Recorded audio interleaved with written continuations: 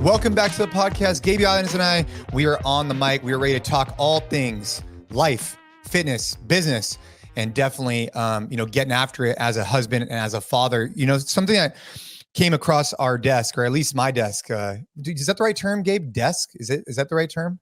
Yeah, that's the right term when you're like a newscaster in like the 1990s and things came across your desk. But I know what you're saying. But yeah, that's the saying. This came across my desk, and actually, the right way to say this is a direct message on Instagram. That's the better way of putting it. Is there is no desk that is coming across, but we talk a lot on this podcast about what it means to train, to protect, and provide, and what that means to Gabe and I. And we got a message, and I thought this was really powerful. And this is one of the reasons why I train. And I hope that anybody listening, husband, father, mother, you name it, can take something away from this particular situation. So this gentleman says, hey, we were at a water park in the wave pool. And I think everybody has experienced this before. I know Gabe and I, you and I even talked about this, that those wave pools can be gnarly, man. Like, dude, some of them, like, the more gnarly they are, the more exciting they are. But you got tons of people just packed into these wave pools. You've been in some of them before, right? Of course, man. Of course. Yeah, they get pretty sketchy because of how crowded they get. I feel is what makes it super sketchy, because there's a bunch of people there, man. Dude, and you have lifeguards and like it's all good and people are trying to be respectful, but you'll have hundreds and hundreds of people in these wave pools at these water parks. And so anyways, he goes on to say, we were at a water park in the wave pool. My son is a strong swimmer, but apparently his cousin is not as strong. When the waves started, his cousin freaked out and climbed on his back, pushing my son underwater. And it's a really good example. Gabe, we've talked about this before, that like when people are in like a fight or flight mode, they're just doing whatever they can. Like, it's not like this gentleman's trying to like intentionally hurt the other. It's just, you're just trying to do whatever you can to battle. And so this dad goes on to say, I was scanning the pool the whole time and suddenly couldn't see his head amongst the inner tubes. I swam as fast as I could to be at the last spot I saw him and found him underwater with, another person on top of him. I pulled them both out of the water and my son was gasping for air. I didn't know what would have happened if I got there a second later, if I wasn't vigilant in terms of, paying attention and also having the fitness to act. We may not be training for specifically going overseas or being in a war, but we will never know when will be our moment to act as men, fathers, husbands, etc. I thought that was a really great way to open up the podcast, not because the situation happened, but just to validate why we do what we do through this show. Yeah, man. I mean, I think that things with like water and the pool, especially because it's summertime, right? Like, I feel like it's super timely, is always to me like a really good example of why it's important to be fit, because swimming and doing stuff in water and being able to like help people in water like takes a very elevated level of fitness for many reasons. Like, it is tough to get to like, fight a current or be able to pull someone out of water. And also on the flip side, it takes like a level of like staying calm under pressure to be able to do anything in the water. And I'm super fortunate. So I swam all my life. I swam competitively, literally since I was like 7, and I was doing like 8 and under stuff through college. So it's actually a really nice thing to have. And I would even equate this a little bit to like, I would imagine how it feels to like be in combatives and just know that you have this thing that like most people don't, like in your back pocket, and just being a level of comfort if an altercation were to happen that is super elevated. Because I know water is a place where a lot of people are uncomfortable, but when you've spent that much time swimming, it's just like, it's a different world. Like I feel so comfortable that I know that, if we're out on a boat or whatever, like I can just jump in, grab my kid, like pull him out, or, wait on the water for as long as I need to. Like, there's that comfort is there. But either way, I think that the fitness component needs to be there to help people in that situation for sure. Yeah. The key takeaways for me with this is that the parent was aware, which I think is super critical, especially in a wave pool. I mean, those things are like heightening, situation. I think anytime you're around water, actually, it's super important. And then obviously having the fitness to be able to run and swim and get over there. I think those are like, I don't know. I really wanted to open this podcast because we talk about the reason to train, right? We talk about the why. And like that, to me, I can't think of a stronger why than that example right there. Because you'd want your kids to be able to go do these things. Like, of course you want them to go experience these things, but you got to be able to go out there and go, catch up with them. So yeah, I thought that was really timely. And especially with summertime around, we got to keep training hard. That's it. Yeah. And I love when people reach out and share that kind of stuff, because it's not just inspirational, but it's a good reminder too, because turning it back around to like, me and being comfortable in water or whatever, if I were to at any point settle and just be like, hey, I swam for a really long time, like I'll be fine. I can't just rely on that, because if I were really, really out of shape, like if I haven't worked out in say a year or 2 years, it doesn't matter that I swam in college and swam in high school. Like I would be so out of shape that maybe I couldn't run to the point where I had to jump into the beach or jump into the pool. So I think that there's also that flip side too, of you could have the 20 years experience doing something, but if you're not constantly keeping that, skill set sharp, it doesn't matter. No. Hey, I got a question for you too. Have you heard of a guy named Blue Collar Brawler? No, but you sent it to me in Jason Khalipa fashion with zero context today. Yeah. So this guy, Mike Dragic, is on Instagram, Blue Collar Brawler. And I know I'm totally jumping around on this podcast, but this just happened like an hour ago, right? I get a message from the team over at Origin. They say, hey, look, this guy's been, basically finding alligators and returning them back to their homes. That's what he does for a living. He's also like, a former in the military, former, fighter, CrossFitter. And we want you to go out there and go learn how to basically grab an alligator. So I just got asked this like an hour ago. So this is all fresh. So if you're listening to this podcast in a couple of weeks, either I went out and I did it, or Ashley put the kibosh on it. But I was just wondering if you had ever heard of him before I sent it over to you earlier. No, never heard of him. Would you want to try and, okay, let me ask you this question. If you had a professional Gator Getter, right? If you had a professional guy who gets alligators for a living, would you feel comfortable with him teaching you how to get an alligator? And would you try and do it? I mean, if I'm given the opportunity to like, do something like that with someone that's an expert in it. And I would assume that the only reason that you're doing it is because it is quote unquote relatively safe. Like he knows what he's doing. I would probably do it. It's not something that I would go out of my way to do. I'm not like particularly interested in, going out and doing stuff like that. But could be a cool experience. And from like is it safe or is it not safe perspective, I'm sure it's safe enough if they're like, offering you to go do it. I don't think it's like absolutely irresponsible. I hope so. I don't know. I mean, it's not, we talk about acquiring new skills. I wouldn't say that this is a new skill that you're acquiring. I wouldn't say that this was on my list. Like, hey, what's really important to me? Just in case an alligator is crossing the road here in California, I want to be able to go capture it. Like, it's never even crossed my mind, right? Now, if I lived in Florida, maybe that's different, but I don't know. Anyways, I might go do it. It could be a really cool experience. I'm going to see if I can bring Kaden with me. I'm sure it's going to be a really cool experience. Kaden would love it. That'd be a lot of fun. So on the note of Origin and them reaching out, so teaser info only, since this is going to come out this July 11th here, and this video is going to come out July 21st, I believe. So we don't want to spoil anything, but I did want to ask you a couple of questions because I was lucky enough. I got exclusive access to watch, the first draft of the video that Origin shot, where it's you against Tim. So people should be very excited that in 10 days that'll come out, and should definitely go check it out when it does. Yeah, it's like July 18th. I think it's releasing, right? July 18th. Yeah. Either way, it's like a week from when this comes out. So essentially the idea was Origin shot a series of you and Tim competing in a series of events to kind of see like Green Beret, CrossFit Games Champion, like who comes out up top. Top-notch entertainment, very well done. I thought the concept was awesome. And it's like, what can be more fun and entertaining than watching two like absolute specimens of human beings, like just battle it out in a bunch of different things. But here's a couple questions that I had that I don't think will spoil anything. Specifically in the grappling component. So something that dude, I was blown away, because you said this on the podcast before, so we're not spoiling anything, but just the levels there are to this. And it was honestly shocking to me how that went down.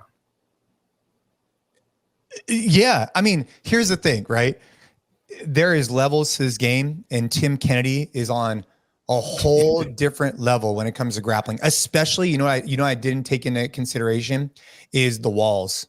So I normally don't grapple with walls, and he took advantage of the walls. So, all right. So that's a good question too. In most events, there aren't walls though, right? No, I mean, there is no walls. There is but no I mean, walls. at his place, there is walls because, he's doing a lot of self-defense type stuff. And, right. So, I mean, and it wasn't like, and here's the thing, like the competition we had, it included the walls. Like, it wasn't like he cheated or anything like that. It was just like, hey, no, for sure. You know what I mean? Yeah. I guess, did you come out of that experience specifically? Like, were you, disappointed in how you showed up? Were you like, this is kind of like on par with what I expected? Did you think you did a little bit better than you thought you could have done? Overall or in the grappling? Just in the grappling. I did the best I could, and I still felt like I was a first day. It's embarrassing actually, because here I am, a brown belt, and in most places, most of the time, I do pretty well. Because I'm a bigger guy, I'm 215. I'm a brown belt in jiu-jitsu. Like most of the time I'm okay. But in some schools, man, like, bro, they just, I mean, if I'm being honest, like the guys at B team, the guys at New Wave, the guys, Tim, I mean, like they're going to make me feel like it's my first time in rolling jiu-jitsu. I mean, it's just like, it doesn't matter if you're big, strong. I mean, these guys are just so good. So I would say that I did a little worse than I thought I would, but not too far different. He's just really good. I mean, dude, that's the bottom line. And the time domain that you guys grappled for was relatively short. Do you feel that there was any part of your conditioning and your training that would have helped you had it potentially been longer or anything, or not really? I mean, because in Tim's defense, like Tim works out. Like it's not like Tim's, a couch potato and then he just grapples. Like the guy gets after it hard. No, I think with him, he doesn't gas out, right? Yeah. Like it just, yeah. I mean, look, I cannot express to you enough is that if you think you could fight, and you've never experienced violence like that before, and with different people, like you're out of your mind. Like you are, like even like you just are. Like Tom DeBoss talks about this a lot. Like I think there's this false bravada that guys have who have never really experienced too much violence, and then all of a sudden you go roll or go fight somebody who experiences more violence than you have, dude. They're gonna do what they want, and that's the big takeaway. It's interesting you say that. So my experience with grappling is super limited, obviously, in that I took the sheepdog course, which was 2 days of like, we did 4 hours of like drilling and mats. But the huge thing that I got from that was exactly what you just said, because like actually having to do rounds with, because Tim was there, some of his buddies were there, and other people taking the course, even people that I would consider, I'm fitter than, stronger than, had some level of experience where I had none. And it was very eye-opening, the difference that makes. So I think the biggest takeaway is that I am very well aware that, especially now, like it could be anyone out there that has some sort of training. And for me, like my biggest, weapons per se are like, like being aware of my surroundings and getting the fuck out of any situation that's sketchy, which people should be doing anyway, because, unless you're like, the top guy, you never know what weapons are involved. You never know anything. So like that to me was a really big lesson of that course as well. But just to hammer home your point, like, it was a very eye-opening experience to realize how fish out of water you can be if you don't have any experience. And that, brings it back to swimming. I mean, imagine that's a big pool. Oh, okay. Take, for example, that's a big ocean and you're a good swimmer. So maybe you could like walk around, you could do your thing, but you've never been in the ocean before, right? When you get in the ocean, if you take a guy who knows how to, read the currents, knows how to, control themselves, bro, it's just literally, it's a false perception though. I think that there's a lot of people that look at an ocean and something inside of them says, oh shit, like that's pretty that's pretty powerful, I probably need to be aware, right? And that's why you have people who stay out of the ocean who aren't as familiar, or they should. But then I think for some reason, I don't know if it's our ego or what it is with fighting, we just tell ourselves that we could do something, but we have no practical application or earned confidence to back it up. It's just mind blowing. Yeah, man. Anyway, video was awesome. Definitely, like, if you're listening to this and you're not listening to this when it dropped, it's like already past July 20th. Like, I would go on YouTube right now and search it up and check it out. It was a really good video. I won't spoil. I won't spoil anything else. I will, though. You won't spoil who the winner was. No, of course not. That's the whole point of the video. And also, I'm gonna try the workout that you guys did, and I'll share my score. I think I might be able to beat Tim. Maybe his reps are also a little sketch, but he doesn't do a lot of hang power clean, so I'm not going to give him too much of a hard time. Also, because like, who am I giving Tim Kennedy a hard time? But I think I can. I think I can beat a score. It'll be close, but I think I can. I think, yeah, dude. Well, let's see what you could do. Are we allowed to share the workout? I think so. Yeah, you can share the workout. Yeah, and that'll also be so. The workout will also be on the Train Hard app the day the video drops, and we're encouraging everyone to download the Train Hard app and put their score in. It'd be really cool to see how everyone kind of stacks up against it. But go ahead. Yeah. So the workout was on a 10-minute running clock, 1,000 meter row buy-in, 2,000 meter row buy-in, and then max hang power cleans at 135 in the remaining time. So let's just say your 2K row takes, I don't know, for the sake of argument, 7 minutes. You were off in like 6. Well, no, we're not giving away the let's just say it takes you 7.5 minutes. You have the remaining time to get as many hang power cleans as you can. And so if you watch the video, you can see how many I got, how many Tim got. That was event number 1. And it got fun after that. But that was a good workout. Dude, that's a gnarly workout. 2,000 meter row is, God, those distances, man. Like anything that's like, like the mile run even kind of falls in that bucket. It's just like long enough that it's going to suck because it's so long, but it's not short enough that you can just kind of like red line and hold on. Like you kind of have to pace, but you have to pace incredibly uncomfortably. And then here, there's the added element of like, you have to pace uncomfortably so you don't, waste too much time, but you're going to have to grab a barbell when you're done. And like 3 minutes or even 2 minutes is a really long time to be hammering away at hang power cleans. Like, it's not just, hey, I'm going to grab it once and do a max set. Like you're going to be on there longer than you'd like.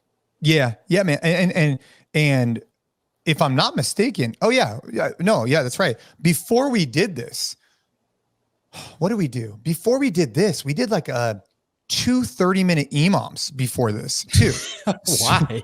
Yeah. So for the record, like Tim and I both did this. We get in there and he's like, hey man, what do you think about doing this EMOM of toes to bar and burpees, which is like his go-to. And then he loves EMOM, toes to bar and burpees. 100%. And then we did an EMOM of kettlebell swings and slam balls. And then we did the challenge. So it's good warm up. It's good warm up. Full disclosure, we were warm and we were ready to go. And George St. Pierre was in the house too. Dude, spoiler alerts. Jeez, man. I'm just saying he was in the house. That's it. I'm cutting off the talk of the video. We're spoiling no too more much talk of the video. People gotta wait and watch the content. All right, we're taking a quick break from the podcast to talk about what we have coming up on the Train Hard app in the month of July. So we're halfway through the year, which means that all the programs on the Train Hard app are entering a new training phase for the months of July, August, and September. So if you've been waiting, if you've been thinking about joining the Train Hard app, now is a great time to do it because we're turning the page on the first half of the year and going into brand new focuses.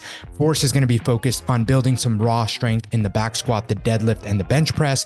We're also going to be working on developing some strength in some body weight movements, the pull up, the dip. So just a lot of really great structured strength work, as well as the conditioning to make sure that you keep that engine going strong. So a lot of strength focus and force. So if you're trying to get strong this summer, absolutely something to check out. And then on the flex side, we have a brand new training phase as well. And that first 6-week cycle as part of that training phase is going to have a big focus on these giant sets. So 5 exercises per muscle group that you'll do in quick succession. So you'll do something like a bench press, then you'll do dumbbell bench press, then you'll go incline dumbbell bench press, then you'll do dips, and then you'll do push-ups back to back to back. The pump on these sessions is unreal. And I promise you, if you're trying to build muscle, if you've struggled to put on a little bit of weight, this is going to be the way to do it. This is going to be the way to improve your body composition. I'm super excited. And then the last thing is we now also have past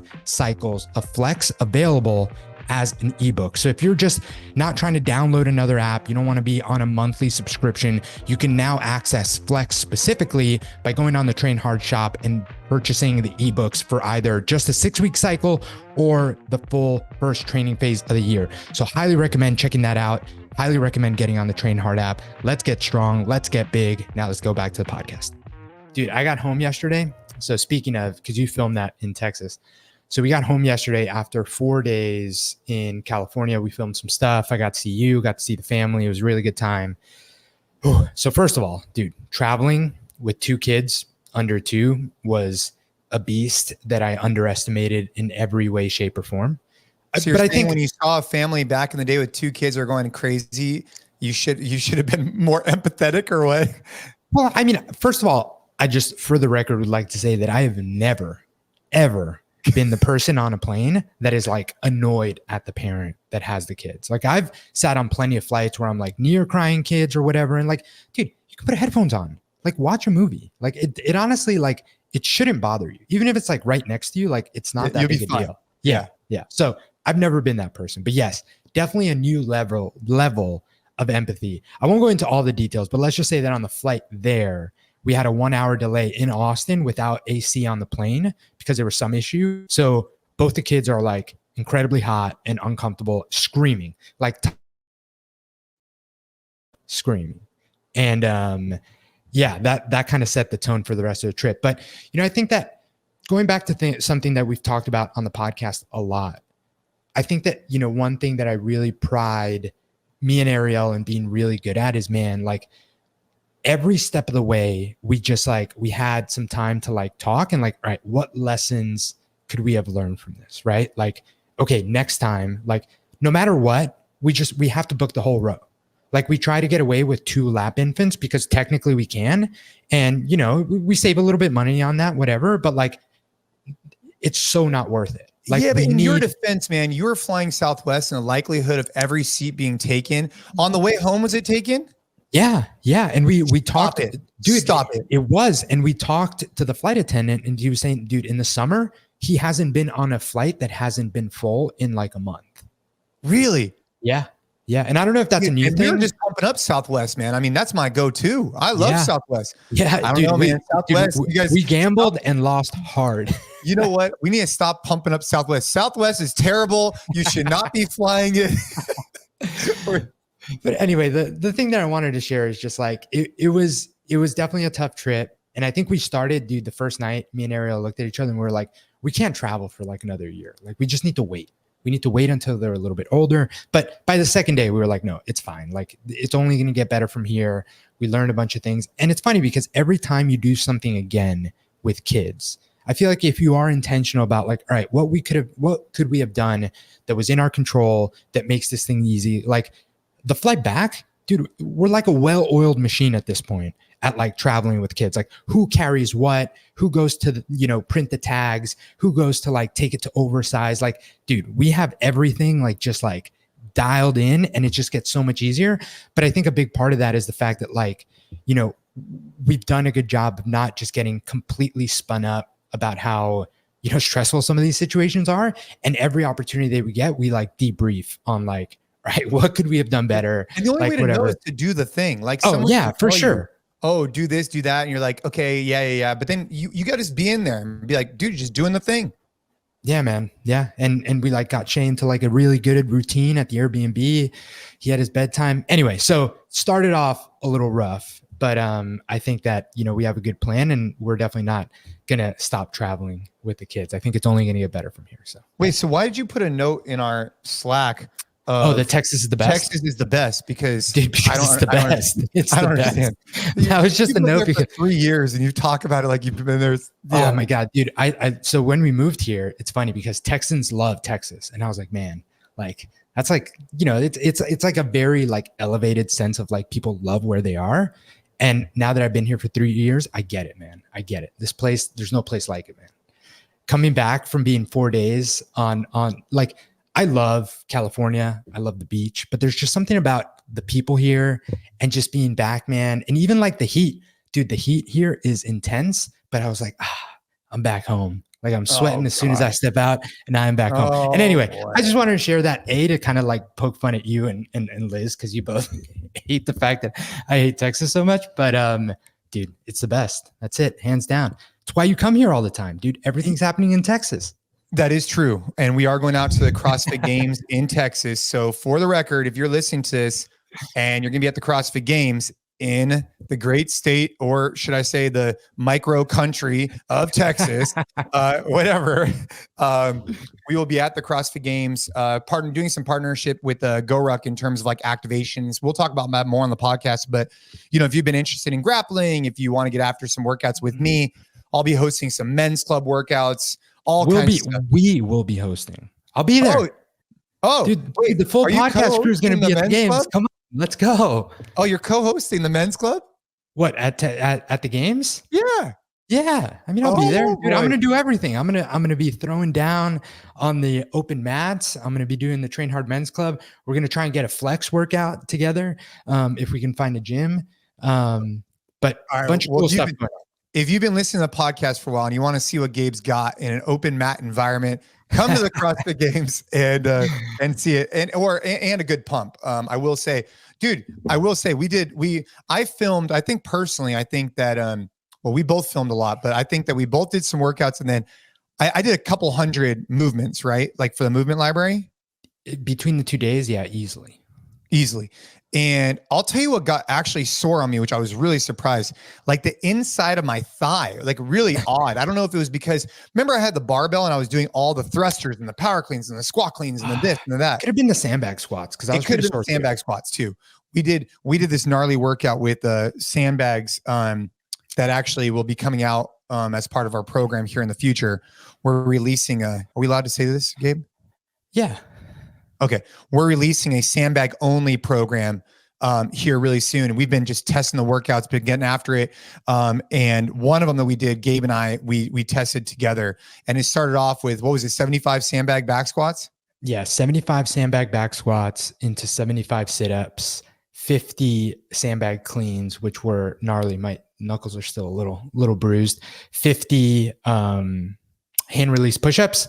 25 sandbag shoulder to overhead, and then finish out with 25 burpees over the sandbag. Oh yeah. It was a gnarly workout. It was good though. It was a perfect 20-minute, dose of fitness. Hey, we got to ask Liz what she thinks about this, because I took a small little clip of you finishing the burpees. Oh, dude, so disrespectful. And I looked at, I think 26,000 people saw that clip on IG stories, and you thought it was disrespectful. I thought it was a moment of admiration. I'm like, look at Gabe go, look at him training hard. And you took that as disrespectful. We gotta ask Liz afterwards. It's like the ultimate version of putting your equipment away while the rest of the class is working out. Like, we did a workout together. And I mean, you've been working out with sandbags for a while. It's my first time picking up a sandbag. And yeah, you beat me. You beat me by 2 minutes. And what did you do during those 2 minutes? You started filming content. And I'm over here doing burpees, trying to finish this damn workout. And Jason's over here going selfies on Instagram. I'm just trying to get you followers, dude. You know what? This is going to be a really interesting topic. I guarantee you, there's some people that listen to this podcast who message me regularly. Someone's going to message about this particular topic. Is it rude? Is it inappropriate to try and highlight your buddies afterwards? Be like, yo guys, look at this guy training hard, getting after it in a positive light. Not, hey, I'm done. Look at Gabe. I don't know. It's because that's what it is. Like between the lines, that's what it is. It's like, look, I finished so far ahead of him that I am now recording a selfie while he's doing the workout that we started at the same time. Well, I promise that was not the intention, but now that you mention it, someone's going to say something about that. Oh, all good. It's all good. It brings me to this point about setting the example for the kids. And this probably isn't the best kind of carry over to that conversation, but I thought a nice pivot was necessary, was the baseball games, right? So you came out, obviously you had your son, so he was kind of all over the place, which he should be, just kind of whatever. Toddlers are all over the place. Yeah. But we're at Kaden's baseball game, and man, there's a huge difference. A buddy of mine, Justin Costas, he listens to the podcast. He was there too. And he's like a really big into baseball. So he played in college, and he was kind of letting me know like the inside baseball type stuff. But this game in particular was a really big deal because based on how that went, the team went to semifinals for All-Stars, which is actually happening tonight, right? Like tonight when I'm recording this. So by the time this releases, it'll be over. But I think the big takeaway I've had so far on All-Stars is that everything is heightened. And one of the things I'm really curious about is, as a coach and as a parent, when you look back on the way you reacted or acted, are you proud of that? And I don't know, man, it's pretty bad. It's pretty bad how sometimes it gets, but I'm very blessed that Kaden is surrounded by great coaches. And what he does is, like, let's just say there's a moment where like there's a bad call, something happens. Dude, every single time, like clockwork, he says nothing. He doesn't yell, that was a bad call. He doesn't say anything. He just raises his hands. He goes, time, just time. He walks up to the ump. No one else in the whole place can hear anything. He has a conversation and he walks back. And it's just like the most classiest way to handle a problem, because you're not yelling things in front of the boys. You might say something even super aggressive to the ump, but no one knows because it's just you and him. I mean, I don't think he was, but it was just a good learning lesson for me on, like, anytime you're in front of the kids, especially the way you're reacting to a situation, it allows the behavior to continue. And there's a reason why some teams, they get hot, and other teams, the standard is right here because of the coaching staff. Yeah, man. I mean, it's stuff straight out of the Matheny Manifesto, something that if people have missed the Sal Frizella episode, which was an awesome episode, definitely go back and listen to that. You know, Sal comes from a big baseball background. He's the one that turned me on to the book, and that like letter that Mike Matheny, who played in the major leagues, eventually became a major league manager. And between that time, he actually ended up coaching a little league team and wrote this like open letter to the parents outlining everything that you just said, just like laying it out like clear as day. He was essentially like, hey, if I'm going to do this, here are my ground rules. And he was so big on like, your role is to be there and show support by being there, but that's it. Like, you can clap a little bit if you want.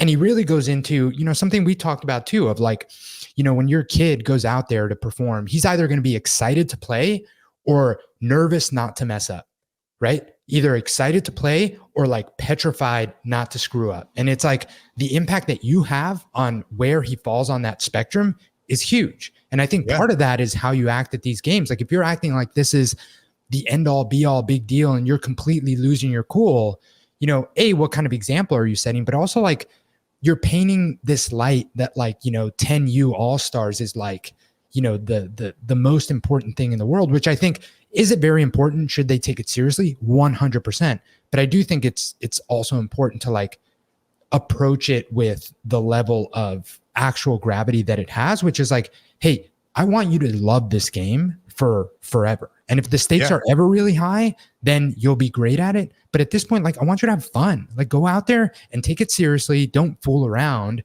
but like, let's have fun with the game, because that's also going to make them better long-term. Dude, well, you know, so before the game, you missed it, which is fine. I mean, I know you were with Shay, but I was the announcer for the game for the second time. And before the game starts, they make us do a Little League parent pledge. Did you hear this when you were coming in or no? No. So I came in after the top of the first. So I just want to read this parent pledge because I think it's interesting. So they do a little league player pledge and they do a parent pledge. And the parent pledge is, please repeat after me. So I'm the announcer and I'm saying this. I say, I will teach all children to play fair and do their best. Then the parents say it. I will positively support all managers, coaches, and players. I'll respect the decisions of the umpires. So all the parents are saying this. I will praise a good effort despite the outcome of the game. And that's it. So that's the little league parent pledge. It's 4 things. And before every game in these all-star setting, they make you say that. And and for some parents, do it. And for some parents, it goes out the window.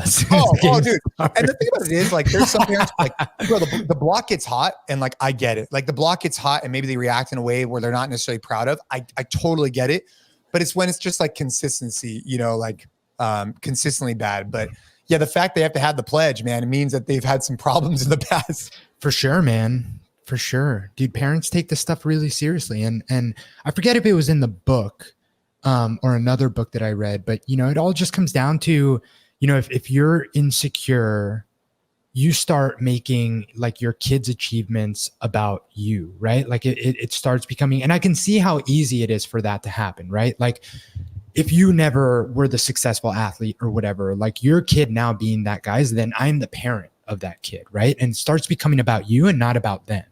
And maybe that's even subconsciously too, right? No, 100%. Yeah. Like I don't think people are going out there and saying like, this is why I want my kid to be the all-star or the pitcher or whatever. But like it starts to like become like your worthiness as a parent starts to be reflected by like how good they are at the thing that they do. And I think that that's really dangerous territory, because then obviously you're going to feel stress when there's a bad call, or you're going to feel upset because the team lost, or upset that they're not getting playing time, and not be able to see the forest from the trees that like maybe your kid doesn't deserve playing time. Like maybe he did something in practice that like didn't put him ahead of the other kid that's starting, but like you lose sight of that because it becomes so much about you and so much about like the fact that like, I want my kid to do well. And I know that it's easy for me to talk about this stuff because my kids aren't playing any sports right now. And I'm sure that I'll be drawn into some of it. I'd like to think that if I continue to be as self-aware about it as possible, I can kind of avoid those pitfalls once I'm, a parent of, an actual kid playing baseball and stuff. But man, it's tough. It's tough. It's easier said than done, but 100%. Being aware of it, I think, is key. Dude, you put something down in the notes. I don't know if you were talking about yourself or someone else. Are you 1 year sober? Yeah. So, I think that's an important, okay. You haven't drank in a year. Because I haven't drank in a year. And I put that down also so you would like ask me the question, kind of be confused. So, because I think there's always this, and fortunate or unfortunate, you can call it either way. Like there's a stigma, like, oh yeah, I'm 1 year sober. It implies that like at some point you had a relationship with alcohol that was not appropriate, right?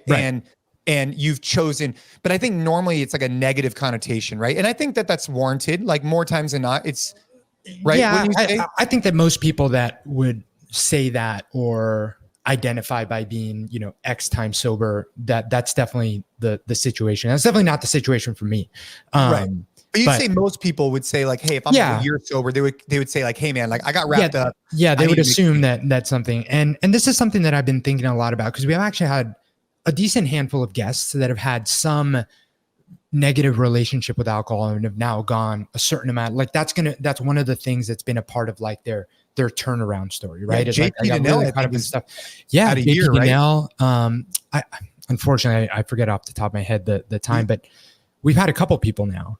And anyway, so this honestly started with Ariel's first pregnancy, because we would go out and, like most couples do, like, date night, you order a cocktail or two, whatever. But then when she was pregnant with Shay, she obviously stopped drinking. And I just, like at the time I didn't realize it as much, but it wasn't something that I think I enjoyed. And this is kind of what I wanted to talk about. It wasn't something that I think I enjoyed as much as I told myself I enjoyed, because you're supposed to enjoy it, right? Like it's a part of what you do. You go out and you have a cocktail, or you like, if you're a guy, like, you drink brown liquor because, it's like, oh, and this is good whiskey. And I think that for a long time, and I wasn't honest about this, a lot of it, like, I honestly didn't enjoy it. Like, I didn't. And it was just a thing that like everyone does it. And there's a lot of social pressure around drinking, especially when you're with friends, when you're out, like everyone's doing it. Like, why aren't you doing it? And it goes back to the connotation that you're saying of like, if you say that you don't drink, or if you say that, hey, I've been sober for X amount of time, you almost don't want to say those things because people will automatically make assumptions that at some point this was an issue that you had or whatever. So this literally just started with like, hey, Ariel's not drinking anymore because she's pregnant. Like, I'm not going to drink alone. So we would go out all the time and just stop doing it. And that turned into like, hey, like, I feel like, I don't need to do it. Or, we go out for date night and it's significantly cheaper. Then, she got pregnant again pretty quickly thereafter. It was a pretty short amount of time. And so again, we just weren't drinking. And I talked to Ariel about this a lot because I was like, I feel no like need or interest or like desire to like drink again. And the reason it's actually 1 year, and I remember this clearly, at Two Brain Summit last year, I don't know if you remember this, but there was the push press crew came around and bought us these like shots that are like a big deal in Chicago. Remember those like gross, like some alcoholic shot? Dude, that was like a big deal? The one that like the really bad alcohol. I remember that. Really bad alcohol. And it was like clearly like they even said like this is like the nastiest alcohol on the planet. Yeah, it's like a running joke that if you go to Chicago, you like try this thing that's whatever. And at the moment, I really didn't want to do it, but there was just it was like the perfect example. And this was actually the turning around point for me, at least in my head, where I actually decided I was like, I'm just not going to drink anymore. Like I don't enjoy it. And I feel like every time that I've done it, because I took that shot with them, I felt terrible. I get like immediate heartburn. And it just like, it was one of those things where I think for a long time, I was like pretending to enjoy it because it's like the thing that you're supposed to do.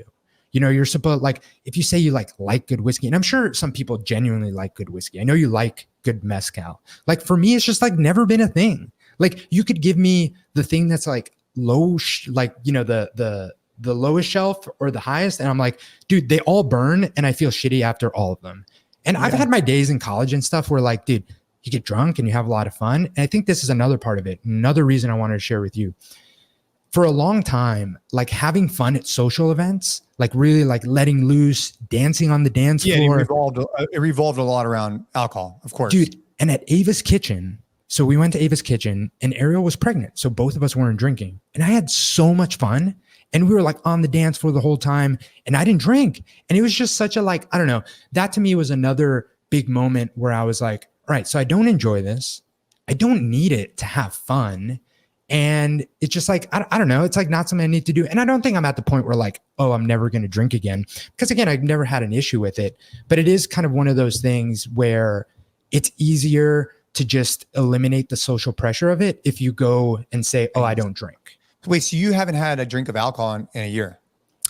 Aside from that shot at Two Brain, probably 2 years and a half, which is why that kind of annoyed me so much that I did it. I don't remember. Do you remember? I remember. I don't know if I did that one. Did I do it? I don't remember. I don't remember. But, and so, no, dude, I think you bring up some really, really powerful points. And I think for me, it's evolved in the relationship with alcohol. I'm similar to you where like, I'm fortunate that I haven't had, at least in my opinion, like a problem with it. I could socially drink, have a drink or two. I could not drink for a week or two. I could not drink for a month. Like it doesn't really, I don't know, but I sense what you're talking about. And I actually generally agree with everything you're saying. But I think the difference would be like, I still enjoy, people are going to laugh when they hear this. Like I like an Abol Spritz a lot. I love that. But here's the thing, dude. I think that a big part of this is there's so much social pressure wrapped around like even the drinks that you're supposed to like. Dude, right? Like that's the thing. Like, dude, 100%. You're a big, strong guy. You should like some really strong whiskey. And there's something like less than if you don't. I think that a big part of this too is just being comfortable enough in your own skin to be like, dude, if I am going to have a drink, I want it to be sweet and have like a little umbrella on it. Like whatever, dude, like what the fuck is the big deal? We've never talked about this on the podcast, but I mean, dude, like I'll drink some beers, I'll have whatever. But like, if you were to ask me right now, summertime, what is my ideal drink, ideal situation? It would be an Abol Spritz, which, and then most of the time when people show up, most of the time when we're at a restaurant, Ashley will order a drink and I'll order a drink. And more times than not, mine is the more like quote unquote girly one or whatever. And I'm just like, bro, fuck it. Like, this is what I want. This is what I like. So for anybody who's listening who likes Abol Spritz, that's my go-to, especially in the summertime. But yes, I'm still like a hazy IPA guy. I still drink like the manually stuff too, but Abol Spritz is good. And then another piece of this too, and this was actually, it's funny because most of this ties back to like, things that we've done together. When we had the Tahoe trip with people from work, I was blown away by how many like zero proof options there are now. Yeah. Because like the one thing, if you ask me like, what's the one thing that would come the closest to me, like missing alcohol or missing, some sort of beer or something, it is like the hoppy taste from like a good, like, IPA beer. And I had some of the stuff that they were having because a bunch of our colleagues were doing, dry January at the time. And, dude, it was good for like scratching an itch and not having to like, because another piece of this is I don't want this to come off as like, you shouldn't drink, like whatever, like, if you have a good balance and it's a big part of like, what you do socially and stuff, I think that that's perfectly fine. It's like food, right? Like we've talked about this on the podcast a while back. Like there isn't like good food, bad foods. They're just like, are you finding the right balance? Are you like, doing some things that you enjoy socially, whatever. I think alcohol falls into that 100%. There's a lot of cultures where it's really big to like, enjoy a drink. And that shouldn't be something that you don't do if it fits into like, your values and your health goals and whatever. But what I was going to say is that fact that like I could scratch that itch and there's so many options now too, just kind of made it a no-brainer, Yeah, the mocktail places are really growing because, my kids are 13 and 10. So when we go out places, they want to try different mocktails and stuff like that. And like it's becoming like a real thing. There's actually bars now that are just non-alcoholic bars. They have, all the different mixers and stuff. There's just no alcohol in them. So yeah, you're definitely, bro, kudos to you for doing what you want to do. And I think your attitude around it, and I actually think this is a lot of growth for both of us in the podcast, right? Just talking to different people where you just have a conversation, man, and be like, hey, look, this is what I'm doing. And these are the reasons why. And maybe you inspire someone who's listening, or maybe someone listening is like, hey man, maybe I'll cut back a little bit. Or maybe like, hey, I'm going to charge hard tonight, whatever. You just got to do what you need to do to go out there and train, protect, and provide. And if it's impacting your ability to do that because you can't get up in the morning because you drank too much the night before, you might want to level set where your expectations are at. For sure, man. And I think the biggest thing for me is ever since becoming a dad, like you lose the energy to care about anything else and like what other people think than just like you, your family, and your kids. Like it's just, you don't have like the mental bandwidth anymore to be like worried about like, like what are these people going to think if like I don't do this thing or whatever. Like, dude, I'm just trying to feel good and show up for my kids and my wife. And like, this makes me feel better, so I'm going to do it. And some people might think that it's weird or like, you're not having fun. And like, maybe there's been like a tinge of that at like family stuff for sure. I feel like no one's ever said anything, but there's definitely been a little bit of like, like Gabe and Ariel, like I don't drink anymore, like I kind of get those vibes, but I feel like it's also, we think it's the zit thing, right? Like, we always think that people are looking at our zit, but everyone's just worried about their own. Like, even if people like say whatever, if you stick to it, like 2 or 3 times you go out with them and then it's just like, oh yeah, you just don't drink. It's fine. That's it. Like everything always people are like wears off almost immediately. Even the person that you think is going to, like, for example, my college buddies wouldn't let me hear the end of it. If, we went out and we didn't drink, they would give me such a hard time. But like now I know too that like by the second time we go out, they're just gonna be like, oh yeah, it's whatever, Yeah, it's fine. It's all good. Everyone gets over it. But you think that people won't. You think that it'll be a bigger deal than it will be. No, it won't be a big deal if that's what you want to do. But I'm still going to be crushing my Abol Spritz, and as you should. Maybe 1 or 2 every now and then. But hey, listen, I know that you got a heart out. I just want to say we really appreciate you guys listening to the podcast. I go back, check out the other episodes, tons of really great episodes. And if you got value from this show, maybe us talking about, maybe Gabe talking about, being sober for a year, or the other things we spoke about. Spritz. Abol Spritz, simple ass, right? Just leave us a rating, leave us a review on the podcast. It goes a really long way to build the podcast up. And it would mean a lot to us to read your comments. So hit us up, make sure you're part of the newsletter, and leave us a rating review. And that's all I got, Gabe. You good? Good, man. Good. That was a fun one.